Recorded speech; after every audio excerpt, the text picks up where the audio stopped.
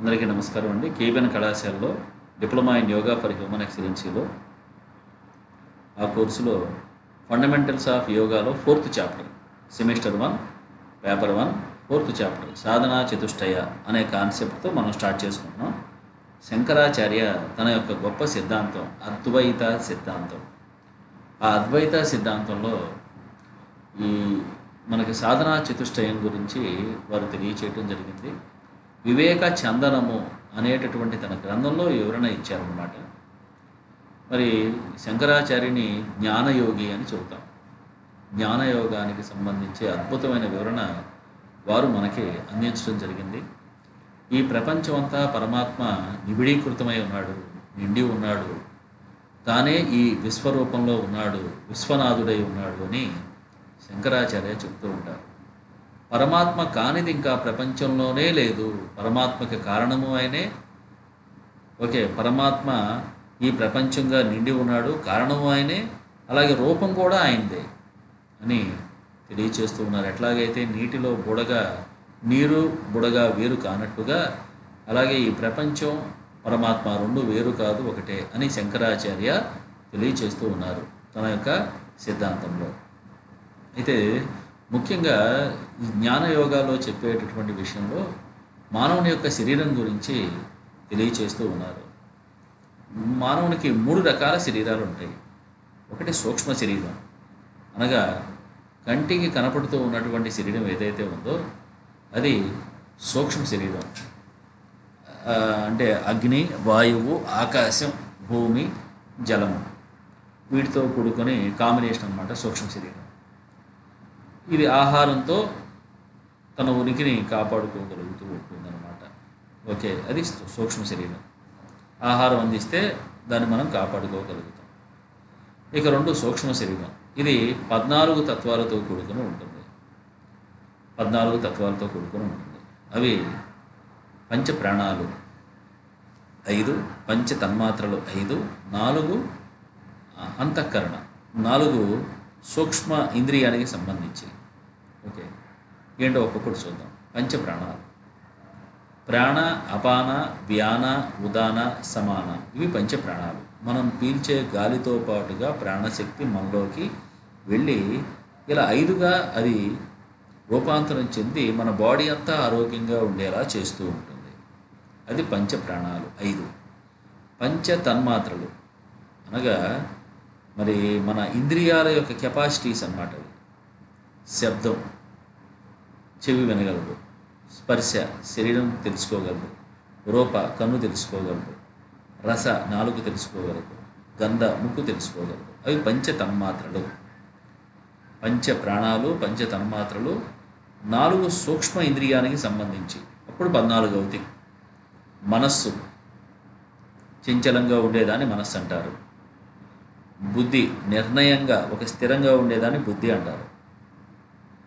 చిత్తము అంటే ప్రేరణాత్మకమైన, అంటే అది మూలం అన్నమాట, మన ఆలోచనలకు మూలం. అహంకార అంటే నేను అనే స్ఫురణ ఇస్తూ ఉంటుందన్నమాట. ఇలా మనకి మనస్సు, బుద్ధి, చిత్తం, అహంకారం ఇవి సూక్ష్మ శరీరానికి సంబంధించి. ఇక కారణ శరీరం అంటే ఇది అవిద్యతో కూడుకొని ఉంటుంది. నేను వేరు, ప్రపంచం వేరు అనేటటువంటి అవిద్య దీని ద్వారానే వస్తుంది. ఇది పునర్జన్మకు కూడా, నెక్స్ట్ జన్మలో మన యొక్క కర్మ ఫలితాన్ని అనుభవించడానికి కూడా ఇది కారణమవుతూ ఉంటుంది. కాబట్టి ఇట్లా ఒక సాధన చేసి ఈ 3 శరీరాలకి అవతల ఉన్నటువంటి పరమాత్మని తెలుసుకునేటటువంటి ప్రయత్నం చేయటమే యోగమని జ్ఞానయోగులు చెప్తూ ఉంటారు.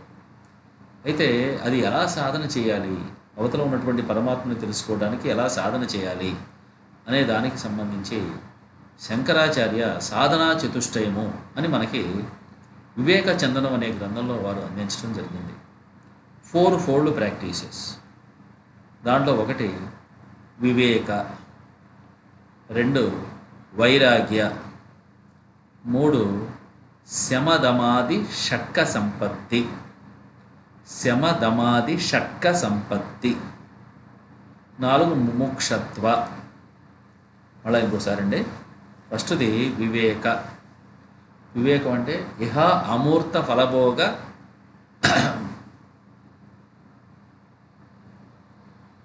వివేక. నిత్యానిత్య వస్తు వివేక. ఏది నిత్య ఏది అనిత్య అనేటటువంటి వస్తు వివేక. ఇది నిత్యమా అనిత్యమా అనే విషయం తెలుసుకోవటం నీ యొక్క బాధ్యత. ప్రతిదీ అట్లా చూస్తూ ఉండాలి. ఏది నిత్యం ఏది అనిత్యం. అనిత్యమైనది దాని గురించి ఆలోచించకుండా నిత్యమైనది పరమాత్మ గురించి ఆలోచిస్తూ ఉండాలని చెప్తారు. 2 వైరాగ్య.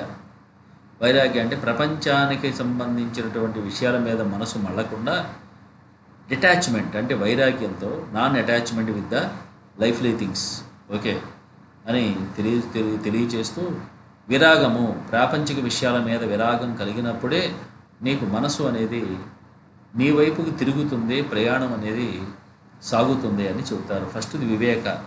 ఏది నిత్యం ఏది అనిత్యం అని తెలుసుకోవటం. అలాగే వైరాగ్య అంటే డిటాచ్మెంట్ అంటే ఎటువంటి అటాచ్మెంట్ లేకుండా ప్రాపంచిక విషయాల పట్ల అటాచ్మెంట్ లేకుండా చూసుకోవటం సాధనా చతుష్టయంలో 2వ అద్భుతమైన సాధన అన్నమాట. 3వది శమదమాది షట్క సంపత్తి అంటే శమం. దీంట్లో 6 ఉంటాయి. శమము, దమము, ఉపరతి, తితిక్ష, శ్రద్ధ, సమాధానము. శమము అనగా అంతరింద్రియ నిగ్రహము అంటే మనస్సుని ఎలా కంట్రోల్ చేయాలి అనే దానికి సంబంధించి చెప్తున్నారు. అది ప్రాక్టీస్ చేయి. దమము అనగా బహిరింద్రియ నిగ్రహము అంటే కన్ను, ముక్కు, చెవి, నాలుక, చర్మము ఇవి ఇంద్రియాలు ఉన్నాయి కదండి, వాటిని ఎట్లా కంట్రోల్ చేయాలి అనే దానికి సంబంధించి చెబుతున్నారు. వాటిని కంట్రోల్ చేయి. కంట్రోల్ చేస్తే అప్పుడు నీకు ఈ సాధన అనేది పట్టు చిక్కుతుంది అన్నారు. ఉపరతి అంటే మనస్సుని క్రమంగా సెన్సెస్ని విత్డ్రా చేసుకో. సెన్సెస్ని విత్డ్రా చేసుకో అంటే ఎప్పుడైతే నువ్వు సెన్సెస్ని విత్డ్రా చేసుకున్నావో, ఒక తాబేలు తన అవయవాల లోపలగా ముడుచుకున్నట్టుగా తీసుకున్నావో అప్పుడు నీకు సాధన పట్టు చిక్కుతుంది. తితిక్ష అంటే ఓర్పు. కొంత పెయిన్ ఓర్చుకోవటం అనేది నీకు లక్షణమై ఉండాలి. అప్పుడే నీకు కొంత సాధన సాగుతుంది. లేకపోతే సాధన ప్రతిసారి అవరోధం వస్తూ ఉంటుంది.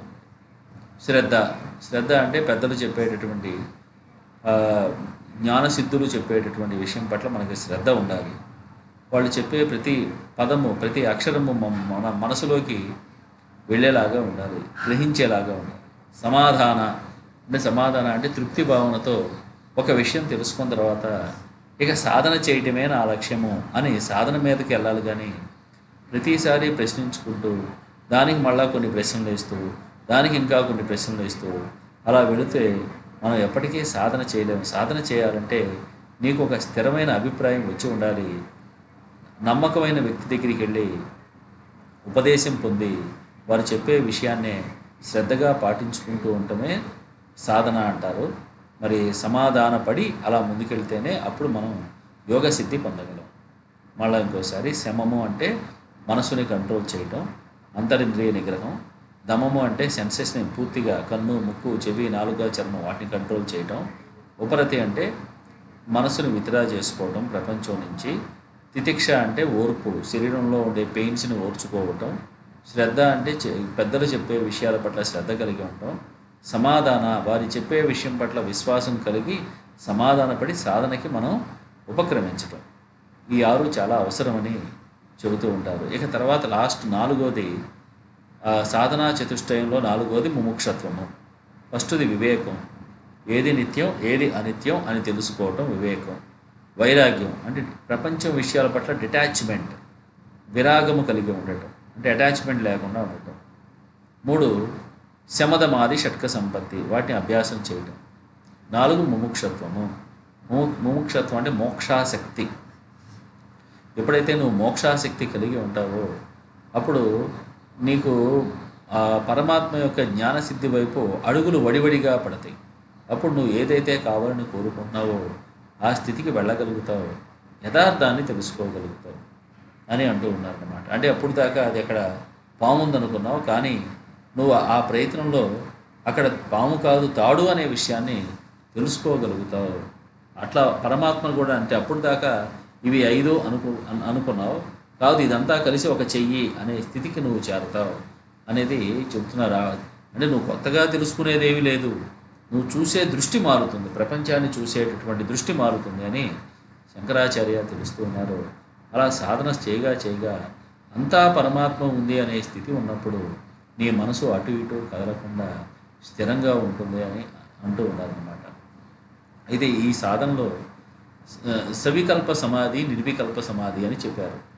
సవికల్ప సమాధి అంటే ఏదో ఒక ఆబ్జెక్ట్ పెట్టుకొని దాంతో సాధన చేయటం, మెడిటేషన్ చేయటం. నెక్స్ట్ నిర్వికల్ప సమాధి. నిర్వికల్ప సమాధి అంటే ఇంకా ఎటువంటి ఆబ్జెక్ట్ లేకుండా అట్లా సహజత్వాన్ని ఆస్వాదిస్తూ చేయటం. అలా సాధన చేస్తే నీకు యథార్థ తత్వం తెలిసేందుకు అవకాశం ఉంటుంది అని శంకరాచార్య తెలియచేస్తూ ఉన్నారు. ఇక నెక్స్ట్ పతంజలి యోగ సూత్రాలు. నెక్స్ట్ టాపిక్లోకి వచ్చామండి. ఇందాకటి దాకా మనం సాధనా చతుష్టయం, శంకరాచార్య చెప్పినటువంటి సాధనా చతుష్టయం గురించి మనం అక్కడ తెలుసుకోవటం జరిగింది. ఇప్పుడు పతంజలి యోగ సూత్రాలు అవి 196 దాకా పతంజలి యోగ సూత్రాలు ఉన్నాయి. పతంజలి చెప్పినటువంటి యోగ సూత్రాలు మొత్తాన్ని 4 భాగాలుగా డివైడ్ చేశారు. ఓకే, దాంట్లో ఫస్ట్ది సమాధి పాద, 2 సాధనా పాద, 3 విభూతి పాద, 4 కైవల్య పాద. సమాధి పాద 51 సూత్రాలతో చెప్పారు. 2 సాధనా పాద 55 సూత్రాలతో వివరించారు. విభూతి పాద 56 సూత్రాలు, కైవల్య పాద 34 సూత్రాలతో వివరించారు. అందుకే ఒక్కొక్క దాంట్లో కనుక మనం చూసినట్టయితే సమాధి పాదలో first how to concentrate your mind, చిత్తవృత్తుల్ని ఎలా నిరోధించాలి అంటే అక్కడ చిత్తం అటు ఇటు పాదరసం మాదిరిగా అటు ఇటు జారిపోతూ ఉంటుంది, కదిలిపోతూ ఉంటుంది.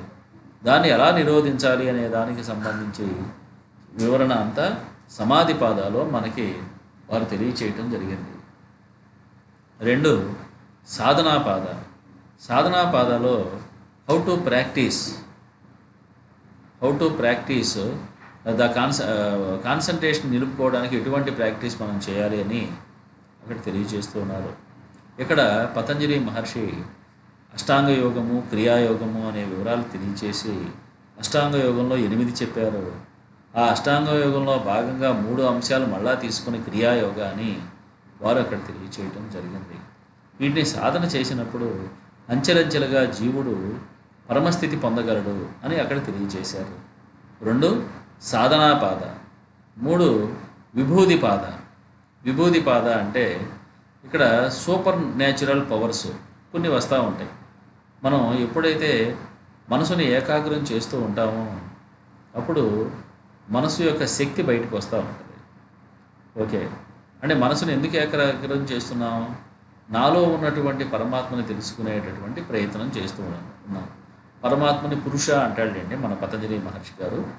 ఓకే, ఆ పురుషాన్ని తెలుసుకునేటటువంటి ప్రయత్నంలో మనసుని ఏకాగ్రం చేస్తావు, మనసుని ఒక చోట ఉంచుతావు. ఉంచినప్పుడు ఏమవుతుంది అంటే నీకు కొన్ని సిద్ధులు అనివార్యంగా వస్తాయి, సూపర్ న్యాచురల్ పవర్స్ వస్తాయి. వచ్చినప్పుడు వాటిని ఎలా అధిగమించాలో కూడా చెప్పారు. ఎందుకంటే ఆ సిద్ధులకు లోనైతే అప్పుడు యోగ భ్రష్టత్వం వస్తుంది. అంటే ఇక దిగజారిపోతాడనమాట మొత్తం. అంటే ఆ సిద్ధి రాగానే వెంటనే నేను గొప్ప అన్నాడు అంటే మళ్ళీ మనసు ప్రపంచం వైపు తిరిగింది. ప్రపంచం వైపు తిరిగితే ఇంకేముందండి? అహంభావం వస్తుంది. అహంభావం అన్నిటికీ అనర్థాలకి మూలం. కాబట్టి విభూతి యోగాలో సిద్ధులు ఎలా వస్తాయి, వాటిని ఎట్లా ఇగ్నోర్ చేయాలి అనేటటువంటి వివరాలు కూడా అక్కడ దాంట్లో తెలియచేయడం జరిగింది. ఓకే, ఇక తర్వాత నెక్స్ట్ది కైవల్య పాద. కైవల్యం అంటే కేవలం, మనస్సుని అలా కేవలంగా ఉంచటం, నిశ్చలంగా ఉంచటం. ఎలా అలా ఉంచాలి? అలా ఉన్నటువంటి మనస్సు చివరికి ఏమవుతుంది? ఆ స్థితికి చేరిన తర్వాత కైవల్యం ఎలా పొందుతుంది, ఎలా పొందాలి, సమాధి స్థితిలో ఎలా మనసును నిలపాలి అనేటటువంటి వివరణ అంతా మనకి కైవల్య పాదాల్లో వారు తెలియచేయటం జరిగింది. అట్లా పతంజలి యోగ సూత్రాలు 4 పాదాల్లో వివరించారు. ఫస్ట్ది సమాధి పాద, 2 సాధనా పాద, 3 విభూతి పాద, 4 కైవల్య పాద అనేటటువంటి వివరణ పతంజలి మహర్షి చాలా గొప్పగా తెలియచేయటం జరిగింది. వాటికి సంబంధించిన పుస్తకాలు కూడా మనకి ఎన్నో దొరుకుతూ ఉన్నాయి. Vivekananda publishers and Ramakrishna mission వాళ్ళు వివేకానంద స్వామి చెప్పినటువంటి పతంజలి యోగ సూత్రాల యొక్క వివరణ అందిస్తూ ఉన్నారు. కాబట్టి అది కూడా మనం తీసుకుని చాలా చిన్న బుక్ చదువుకోవచ్చు. రైట్, ఇక 3వ టాపిక్ క్రియాయోగ. క్రియాయోగ అంటే ఏమి? మనం ఆల్రెడీ ఇందాక పతంజలి యోగ సూత్రాల్లో సాధన పాదంలో వచ్చింది ఈ క్రియాయోగ గురించి. క్రియాయోగంలో 3 అంశాలు వస్తాయి. తపస్వాధ్యాయ ఈశ్వర ప్రణిధాన క్రియాయోగ. మళ్ళీ ఇంకొకసారి తపస్సు, స్వ అధ్యాయ, ఈశ్వర ప్రణిధాన, ఈ మూడింటిని క్రియాయోగం అంటారు. పతంజలి మహర్షి ఈ మూడింటిని అష్టాంగ యోగంలో ఆల్రెడీ చెప్పి ఈ మూడింటి యొక్క గొప్పతనం తెలుసుకున్న పతంజలి మహర్షి అష్టాంగ యోగం నుంచి ఈ మూడింటిని మళ్ళీ డివైడ్ చేసి, అంటే అక్కడ ఉంచాడండి, మళ్ళీ బయటికి తీసుకొచ్చి మళ్ళీ ఇంకోసారి క్రియాయోగం అని చెప్పి స్పెషల్గా మళ్ళా క్రియాయోగ అని అక్కడే చెప్పారు. దీని యొక్క ప్రత్యేకత ఏంటి అంటే మనసుని ఏకాగ్రం చేయటం ఒకటి, మనసుతో మానసిక క్రియలతో క్రమంగా నీ మనసుని మళ్ళించుకుంటూ, అంటే క్రియ అంటే చర్య, యోగం అంటే కలయిక, అంటే క్రియ అంటే చర్య అన్నాం కదా, పని, చర్య అంటే ఒక పని, యోగం అంటే కలయిక. ఏ పని చేయాలి నువ్వు అంటే యోగం సిద్ధించేటటువంటి పని నువ్వు చేయాలి. ఏ పని పడితే ఆ పని, దొంగతనం కూడా పని, అలా కాదు, యోగం సిద్ధించేటటువంటి పని నువ్వు చేయాలి అని చెబుతున్నారు. యోగం సిద్ధించే పనులు ఏంటవి? తపస్సు, స్వాధ్యాయ, ఈశ్వర ప్రణిధాన. ఈ 3 పనులు నువ్వు చేసావనుకో నీకు ఖచ్చితంగా యోగం అనేది సిద్ధిస్తుంది అని చెబుతున్నారు. దీంట్లో ఫస్ట్ది తపస్సు. క్రియాయోగంలో ఫస్ట్ పాయింట్ తపస్సు. తపస్సు అంటే ఏంటి అంటే మనసు తప్పిస్తూ ఉండాలి. అంటే ఏమి సార్, ఒక నీరుకుపై శరీరాన్ని అట్లా ఉంచాలా? అలా అని కాదు. ఏమని చెబుతున్నారంటే ఇక్కడ 3 రకాల తపస్సుల గురించి చెబుతున్నారు. వాచక తపస్సు, మంచి మాట్లాడటం ఒక గొప్ప తపస్సు. అలాగే కాయక తపస్సు, మంచి పని శరీరంతో చేయటం కాయక తపస్సు. ఓకే, తర్వాత మనో తపస్సు, మంచి ఆలోచన చేయటం. ఓకే, మాటలతో, చేతలతో, మనసుతో ఎప్పుడు మంచే ఆలోచించాలి, మంచే మాట్లాడాలి, మంచి పనులే చేయాలి. అలా చేస్తూ ఉంటే అది ఒక గొప్ప తపస్సు అయ్యి మనలో ఉన్న క్లేశాలు అంటే ఏవైతే దోషాలు ఉంటాయో, ఆ ఇంప్యూరిటీస్ ఉంటాయో అవి తొలగిపోవటం, నాశనం అయిపోవటం అనేది జరుగుతూ ఉంటుంది తపస్సు ద్వారా అని పతంజలి మహర్షి క్రియాయోగంలో తెలియచేయటం జరిగింది. 2 తపస్సు తర్వాత రెండోది స్వాధ్యాయ అన్నారు. ఈ స్వాధ్యాయలో 3 అంశాలు చెప్పారు. దాంట్లో ఫస్ట్ది జప. అంటే నువ్వు ఏదైతే గురువు దగ్గర ఉపదేశం పొందావో, మంత్రమో లేదా నీ ఇష్టదైవం యొక్క పేరు ఏదైతే ఉందో దాన్ని పదే పదే మననం చేయటాన్ని జప అంటారు. అది కూడా స్వాధ్యాయమే, అర్థంతో చేయాలి, ఏదో మామూలుగా అట్లా అని కాదు. నువ్వు దాని యొక్క అర్థం, పరమాత్మ యొక్క పేరు యొక్క అర్థం తెలుసుకొని చేయాలి. 2 జపం తర్వాత రెండోది స్క్రిప్చర్స్. అంటే గొప్ప గొప్ప పేరాలు ఉంటాయి. ఇప్పుడు కొన్ని పేరాలుగా చదువుతూ ఉంటారు. లలితా సహస్రనామం కావచ్చు, అట్లాంటివి ఉంటాయి కదా. పాసేజెస్ ఉంటాయి కొన్ని, హనుమాన్ చాలీసా అని కానీ, లేకపోతే ఇలా దండకాలు, ఇవన్నీ ఉంటాయి కదా. ఈ స్తోత్రాలు, ఇవి పెద్ద పెద్ద పాసేజెస్ని రిపీటెడ్గా చదువుకుంటూ ఉంటాం. ఒక మంత్రం చదవటం, లేకపోతే కొన్ని పాసేజెస్ చదవటం పెద్దవి, వాటిని కూడా ఏమన్నారు? స్వాధ్యాయము అన్నారు. చదివేటప్పుడు అర్థం తెలుసుకొని చదువు. ఇక 3వది సెల్ఫ్ ఎవాల్యుయేషన్. నేనేంటి, నా ఆలోచన ఏంటి, నా మాట తీరేంటి అనే విషయాన్ని ఎప్పటికప్పుడు గమనించుకోవటం. ఇవి ఏంటి అంటే స్వాధ్యాయము అని చెబుతున్నారు. ఓకే, దీనివల్ల స్వాధ్యాయం చేయటం వల్ల ఏమవుతుంది అంటే జపం మంచి సాధన అవుతుంది. పదే దైవానికి సంబంధించినటువంటి పాసేజెస్ ఏవైతే పేరాలు ఉన్నాయో వాటిని పదే మననం చేసుకోవటం వల్ల ఆ పవిత్రత మన మనసుకు పడుతుంది. సెల్ఫ్ ఎవాల్యుయేషన్ అంటే ఆత్మ పరిశీలన ద్వారా ఇంకొకళ్ళకి అవకాశం, నాలో తప్పుల్ని నేనే సరి చేసుకుంటాను, ఇంకొకళ్ళు చెప్పేదాకా, ఇంకొకళ్ళు విమర్శించేదాకా నేను చేసుకోను. ఇట్లా స్వాధ్యాయ. ఫస్ట్ది తపస్సు, 2 స్వాధ్యాయ. ఇక 3వ పాయింట్కి వద్దాం. 3వ పాయింట్ ఏమన్నా? ఈశ్వర ప్రణిధానం. ఈశ్వర ప్రణిధాన చాలా ముఖ్యమైనది. ఎందుకు ఈ పాయింట్ చెప్తున్నారు అంటే, మనం ఏం చేసినా నేను చేశాను అనుకోకుండా నా ఇష్టదైవం యొక్క ఆశీస్సులతో ఈ పని జరిగింది అనుకుంటే నీకు అహంభావం చేరదు, నేను చేశాను అనే భావన చేరదు. అంటే ఇక్కడ కర్మలు దాదాపుగా 2 ఉంటాయి. ఒకటి మంచి కర్మ, రెండు చెడు కర్మ. చెడు కర్మ చెడు ఫలితాన్ని ఇస్తుంది, అది ఓకే. మంచి కర్మ మంచి ఫలితాన్ని ఇస్తుంది. కానీ ఆ వచ్చిన మంచి ఫలితం మళ్ళా చెడు మార్గంలోకి వెళ్ళనీయకుండా చేయాలి. అంటే నేను మంచి చేస్తే నాకు మహారాజు పదవి వచ్చింది. నేను మహారాజు పదవి పొందిన తర్వాత నేను చెడు ప్రవర్తనతో ఉంటే మళ్ళా నాకు దుఃఖానికి కారణమవుతూ ఉంటుంది. అలా కాకుండా నేను నేను చేశాను అనే భావన కాకుండా పరమాత్మ చేశాడు, చేయించాడు, నేను నిమిత్త మాత్రుడిని అనే భావం నీకు ఎప్పుడైతే ఉంటుందో, అహంభావం ఉండదో, ఆ కర్మ నిన్ను అంటుకోదు. పరమ ప్రశాంతతతో నీ మనసు ఉంటుంది. సాధన కూడా సాఫల్యం చెందుతుంది. అహంకారం లేకపోతే సర్వసిద్ధి లభిస్తుంది అని మహానుభావులు చెబుతూ ఉంటారు కదండి. అది మనం గమనించుకోవాలని తెలియచేస్తూ, తపస్సు, స్వాధ్యాయ, ఈశ్వర ప్రణిధాన. తపస్సు అంటే మాటలతో, చేతలతో, మనస్సుతో ఎప్పుడూ మంచి చేస్తూ ఉండాలి. స్వాధ్యాయ అంటే జపం చేయాలి. మంచి పేరాలు పదే పదే మననం చేసుకోవాలి. అలాగే చదివి మననం చేసుకోవాలి. రెండు, మూడోది నీకు నువ్వు పరిశీలన చేసుకోవాలి, ఆత్మ పరిశీలన. ఇవి చేస్తూ ఉండాలి. ఈశ్వర ప్రణిధాన అంటే అహంభావం లేకుండా ఏం చేసినా సరే అది భగవంతుని యొక్క కృపా కటాక్షం వల్ల మాత్రమే జరుగుతుంది అని నువ్వు ఎప్పుడైతే అట్లా అనుకుంటూ ఉన్నావో ఆటోమేటిక్గా నీకు యోగం అనేది సిద్ధిస్తుంది అని పతంజలి మహర్షి క్రియాయోగం ద్వారా మనకి తెలియచేయటం జరిగిందని తెలియచేస్తూ ఈరోజు మనం 3 అంశాలు చూసాం.